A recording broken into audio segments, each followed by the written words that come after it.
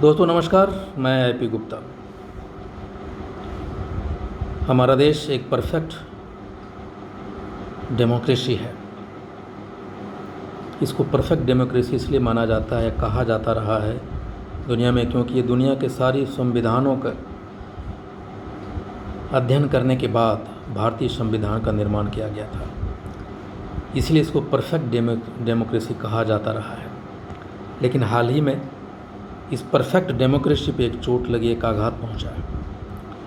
2020 में एक रिपोर्ट प्रकाशित किया गया ब्रिटेन इकोनॉमिक्स इंटेलिजेंस यूनिट के द्वारा। एक संस्था है, इंडिपेंडेंट संस्था, जो दुनिया के सभी लोकतांत्रिक देशों को उसके मानकों के आधार पे जो संविधान में लिखा गया है वो सारे मानक वहाँ पूर्ण तरह से लागू है कि नहीं, उसके आधार पे एक सर्वे करती है और उसके अनुसार उसको स्थान देती है।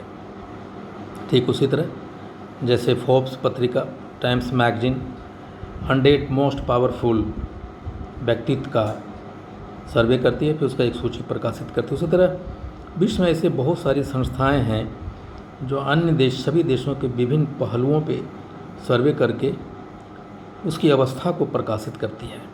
ठीक उसी तरह इकोनॉमिक्स इंटेलिजेंस यूनिट ने 165 देश और 2 टेरिटरीज यानी 167 देशों को सर्वे किया और उसके आधार पे उन देशों को एक मानक दिया।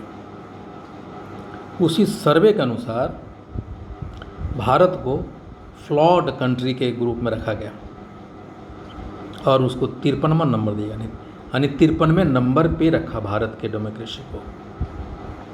शायद आपको पता है या नहीं है कि 2014 में जब मनमोहन जी की सरकार गई, उस समय भारत का डेमोक्रेटिक इंडेक्स में 27वां नंबर था, यानी हमारा देश 27वें नंबर पे खड़ा था। लेकिन मोदी जी के 7 साल के दौरान ये फिसलता हुआ 53वें नंबर पे आ गया। आखिर ऐसा क्या हुआ? इसी इंडेक्स को देखते हुए टीएमसी के सांसद, राज्यसभा सांसद श्रीमती शांता छेत्री जी ने जुलाई के 2021 जब सत्र चल रहा था, जुलाई में एक सरकार से प्रश्न पूछा, क्या सरकार ये बताना चाहेगी कि वर्ल्ड के डेमोक्रेटिक इंडेक्स में भारत का क्या स्थान है?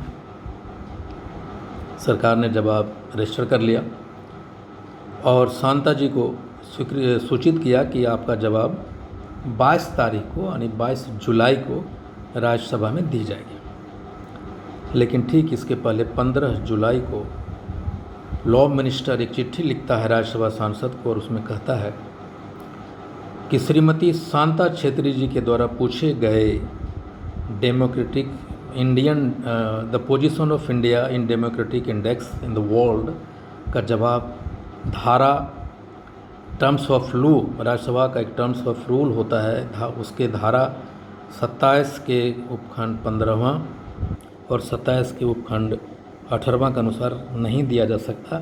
इस धारा के तहत चूँकि ये नॉन एडमिसिबल है क्योंकि इसका जवाब सेंसिटिव इन नेचर है।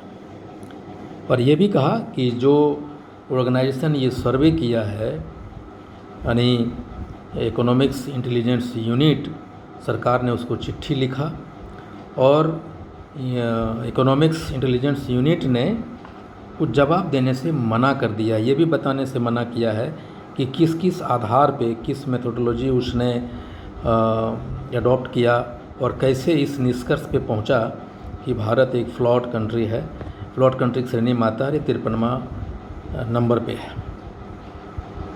ज़रा समझिए आखिर कैसे सर्वे करती है इकोनॉमिक्स।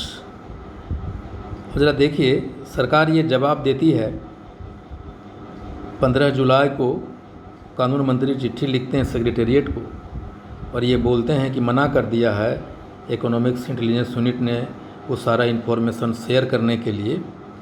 इसको पता चलता, जब इस बात की खबर द इकोनॉमिक्स इंटेलिजेंस यूनिट को पता चलता है तो वो 16 अगस्त यानी 16 अगस्त को अपने, उनका एक अधिकारी है साइमन बैप्टिस्ट के ट्विटर हैंडल से इस 75 पेज का डेमोक्रेटिक इंडेक्स ऑफ वर्ल्ड को दुनिया के सामने जारी कर देता है। कोई भी इंसान उस रिपोर्ट को देख सकता है, मैंने भी पढ़ा है उस रिपोर्ट को।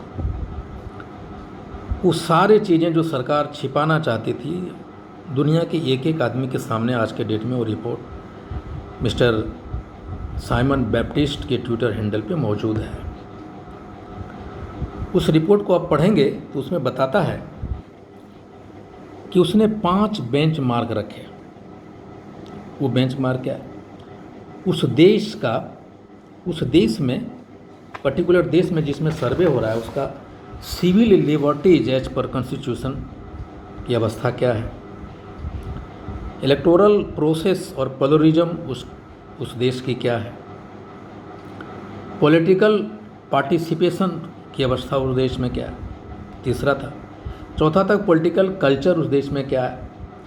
5वां, सरकार उस देश में कैसे काम कर रही है। ये 5 बेंच मार्क। अब उस 5 बेंच मार्क में लगभग 60 इंडिकेटर्स वो डेवलप करते हैं और उस 60 इंडिकेटर्स के आधार पे वो नंबर देते हैं और उसी आधार पे उस डेमोक्रेसी जो जिस देश में है उसके 4 स्टेटस को वो कैटेगराइज करते हैं। पहला है फुल डेमोक्रेसी, एक ऐसा डेमोक्रेसी जो संविधान के अनुसार सारे संस्थानों, सारे गैर सरकारी संस्थानों को, सारे लोगों को, सारे इंस्टीट्यूशन को वो सारे अधिकार प्राप्त हैं जिसमें एक भी सरकारी इंटरफेरेंस नहीं है, वही उसको फुल डेमोक्रेसी बोलते हैं, नंबर 1।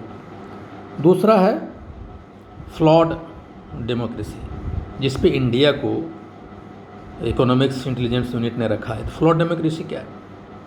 फ्लॉड डेमोक्रेसी ये है कि सरकार वहाँ क्लेम करती है कि फ्री एंड फेयर पोल हुए हैं, सिविल लिबर्टीज हैं, क्रिटिक्स को बोलने की पूरी सुविधा उसको दबाया नहीं जाता, मीडिया का इन्फ्रिजमेंट नहीं है वहाँ, ये सारी चीज़ें वो कहता है।